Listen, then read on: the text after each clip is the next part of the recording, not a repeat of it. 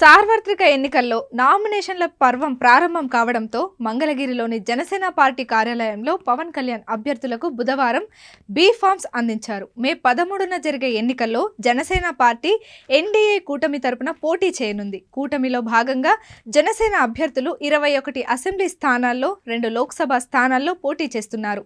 ఈ నేపథ్యంలో మొత్తం పోటీలో ఉన్న అభ్యర్థులలో ఒకరికి మినహా అందరికీ మంగళగిరి జనసేన కార్యాలయంలో జరిగిన కార్యక్రమంలో జనసేనాని పవన్ కళ్యాణ్ బీ ఫామ్స్ అందజేసి ఆల్ ది బెస్ట్ చెప్పారు. పాలకొండ నుంచి పోటీ చేస్తున్న జయకృష్ణ వ్యక్తిగత కారణాలతో కార్యక్రమానికి హాజరు కాలేకపోయినట్టు పార్టీ వర్గాలు తెలిపాయి.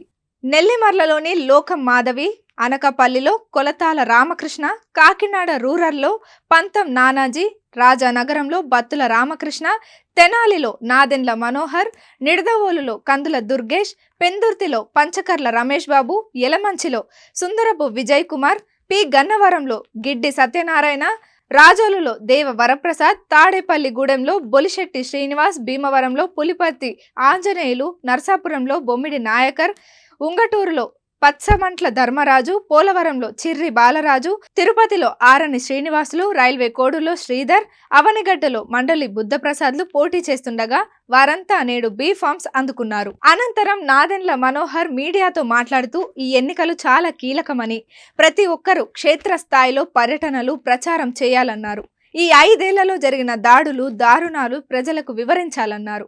అధినేత పవన్ కళ్యాణ్ మనపై నమ్మకంతో అవకాశం కల్పించారని అన్నారు. ప్రజలకు మనమేం చేస్తామో, ఏం చేయగలమో వివరించాలన్నారు. బీజేపీ, టీడీపీ నేతలను కలుపుకొని విజయమే లక్ష్యంగా అడుగులు వేయాలన్నారు.